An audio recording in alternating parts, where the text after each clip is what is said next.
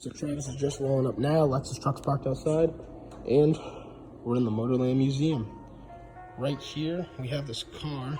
It's a Woolsey Hornet Mark II. But like, this thing is so cool. Look at the way these windows open. You have to slide them.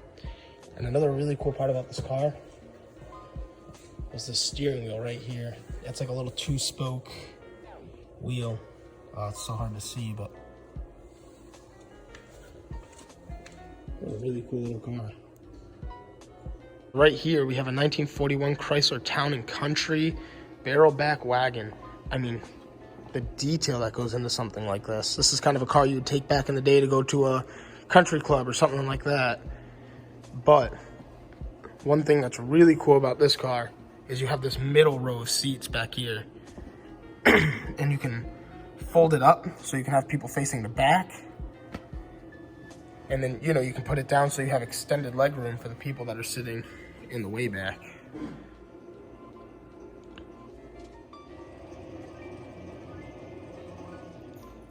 So right here we have a 1940 Marmon Harrington Woody wagon.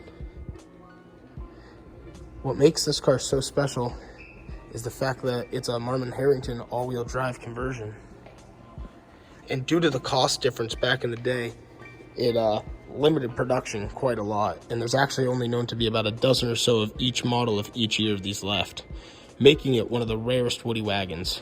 Another really cool piece too is like this headliner. I mean, it's just all wood. It's spotless. What a really cool piece to have in this collection.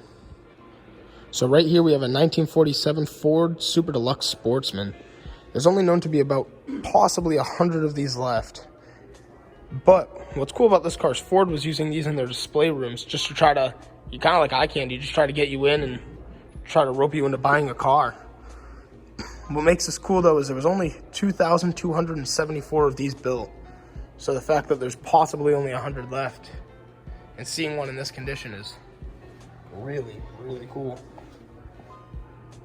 And of course, you know, we have the well-known DMC Delorean. Everybody knows about these cars. Just what makes them so cool is, you know, it's just such a limited run as well.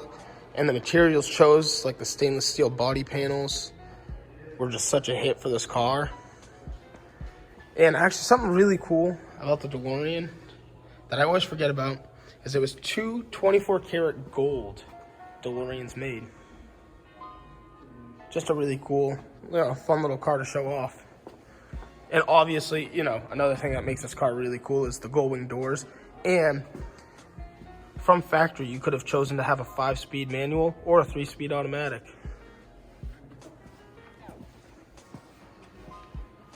Oh man, I don't mean to sleep on this, but what a piece of history right here. We have a Ford Model T. It's a 1913. So back before the Model T was made in 1908, cars were in the US, but they were expensive and complicated. So what's cool about the Model T is once it was released, it was kind of finally a car that Americans could quite literally afford, and they were simple. And it just absolutely revolutionized the car market. I mean, just look at these seats. A wooden steering wheel. You got your horn right here. And I mean, lanterns for lights back here on the sides.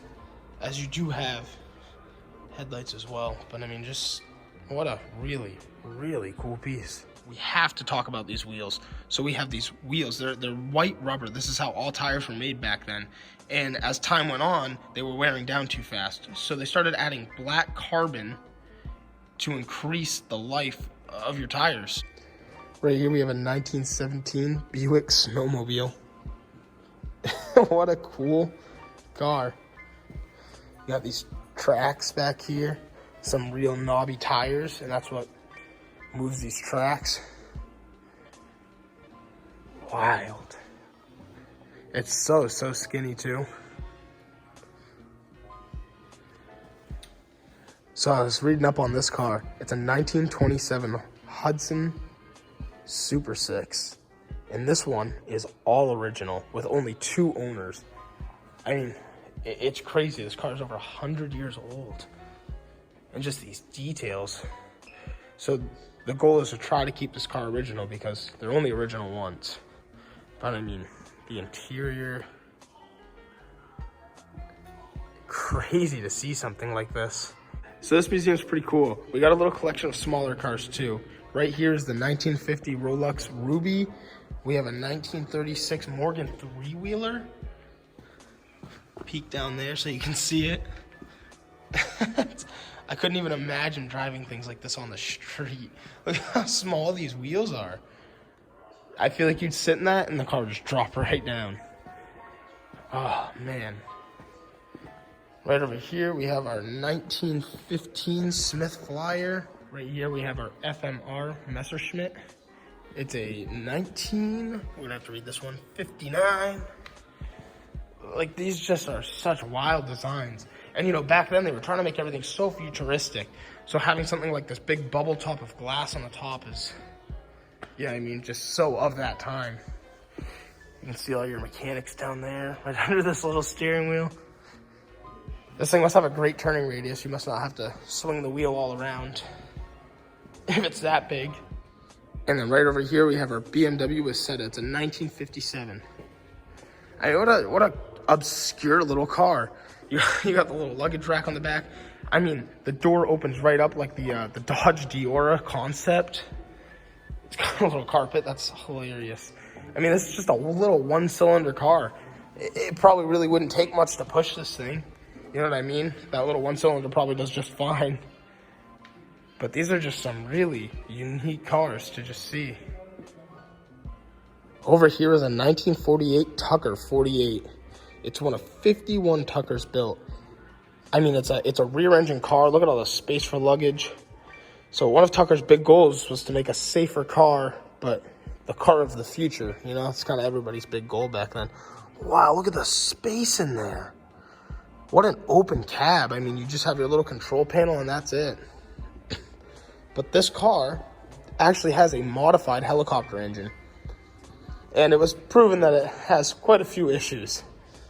When in one of the showings he had for this car, Preston Tucker just left it running. He was afraid that if the car was shut off at the show, it wouldn't have restarted. Tucker brought 7 of these to the Indianapolis Motor Speedway for testing. And this car specifically is one of those 7. What a just big body car. Lastly, this car specifically is number 28. And another really cool piece is this middle headlight turns with the steering wheel. So if you turn left, it turns left. You can actually see it right now. It's cocked to the right just a little bit because the steering wheel is to the right just a hair. A little hard to see through this glass case, but there's just so much Tucker memorabilia in here. Crazy. Over here we have a 1954 Kaiser Darren. It's a fiberglass bodied car, and what makes it so cool is you have these sliding pocket doors that slide into the fender. I'll show you on the other side. This car is one of 441 to exist, which is just wild. And legend has it that there was a freak snowstorm in Toledo, and it destroyed 50 of these. Looks to be that there's no real window right here, so it's a car you probably would have had to have stored inside or something. And you got this little convertible top, but I mean, man, these sliding doors are just so innovative. But that freak snowstorm, unfortunately, is kind of what killed off the population of these cars. Luxembourg became the first country in the world to issue automobiles license plates in 1895. This 124-year-old plate is perhaps the world's oldest known national license plate. I mean, that is insane. Looks like pure steel, too. I mean, there are some wild ones sitting around here. It's a New Zealand plate. That's so cool. Oh, man. Little wooden one.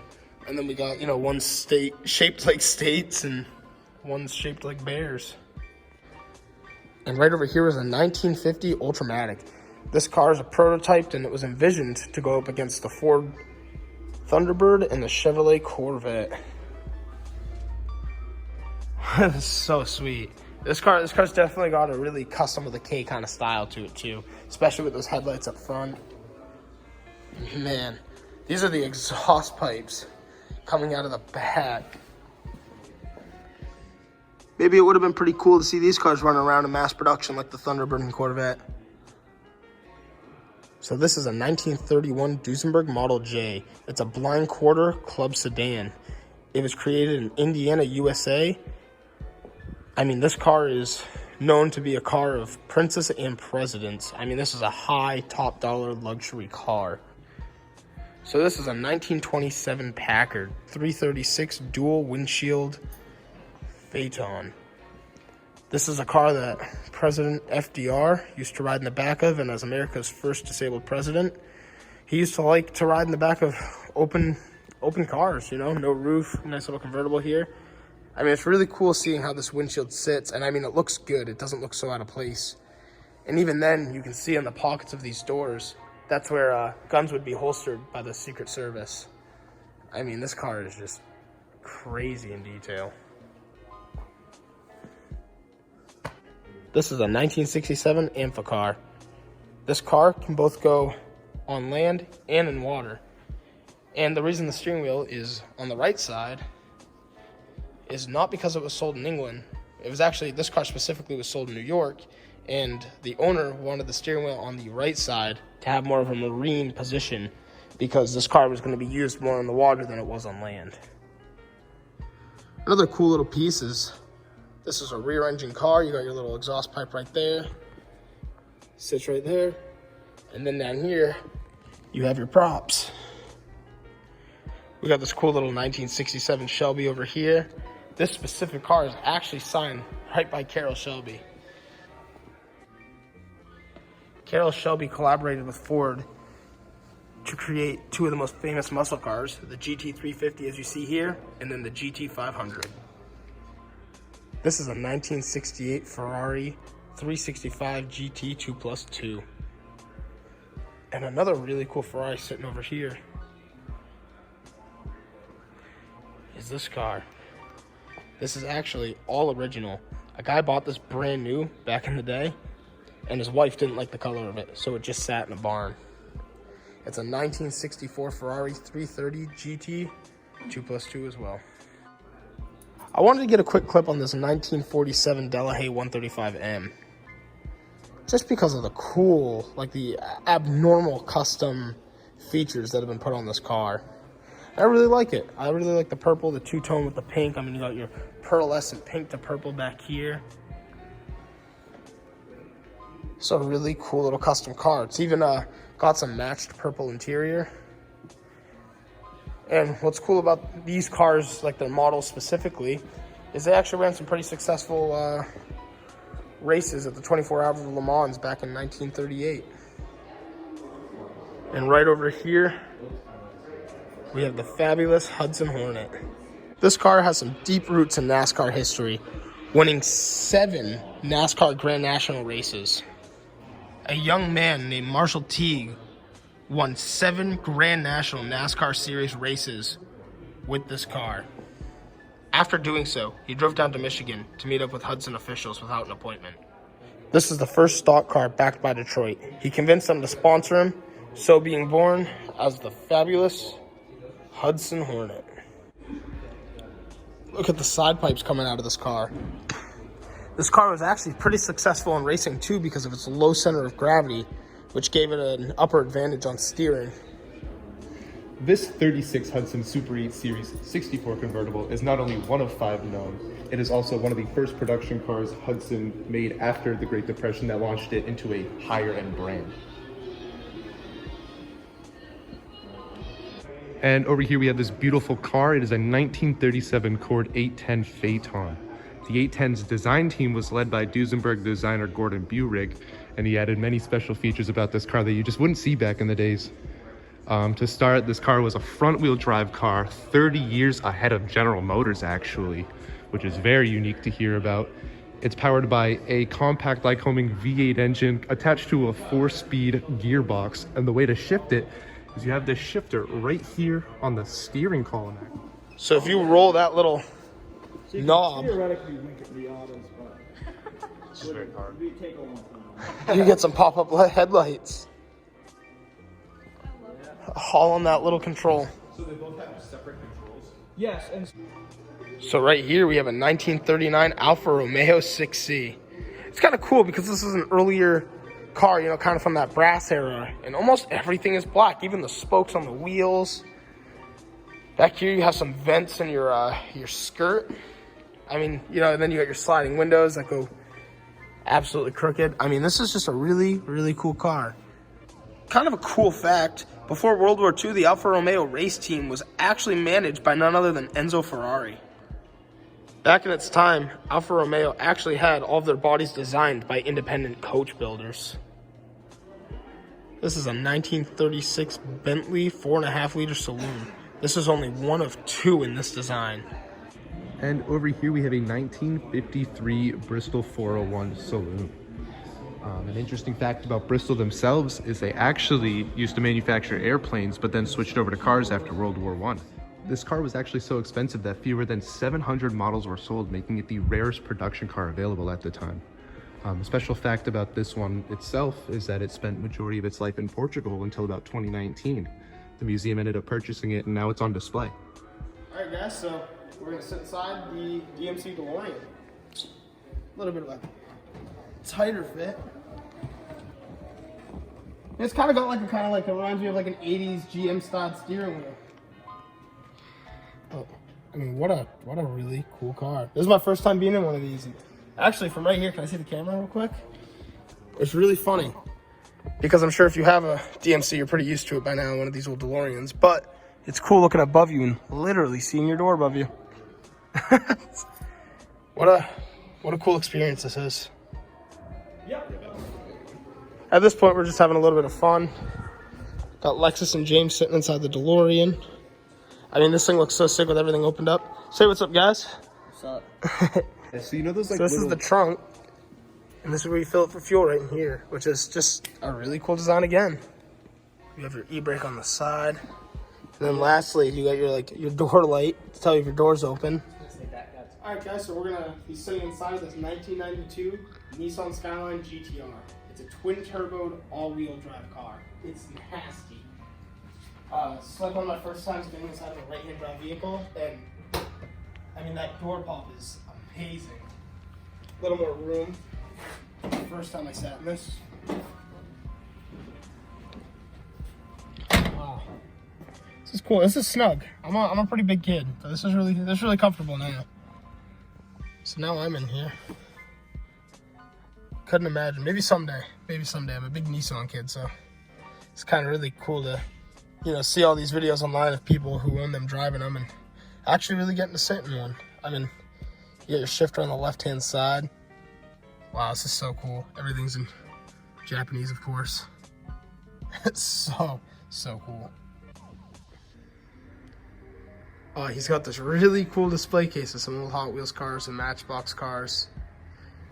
And some fan favorites. You got the Z. Oh, man. Oh, we got another Z. I was looking at that one, too. I love that kind of stuff. This is so cool. Well, all right, guys. That's going to do it for this video. If you want to come check out some of these cars in person, which I highly recommend, come on down to Motorland right off Route 1 in Arundel, Maine. There's so many beautiful cars. The staff was super friendly. They were kind of talking with us about some of the cars and some of the facts about them. I didn't get to make a video on every car, but I just wanted to share some of the cool ones, some of the cool information about them, and let you guys, you know, come really see this for yourself in person. So, thank you so much for watching this video, and if you want to see some more content, don't forget to like and subscribe.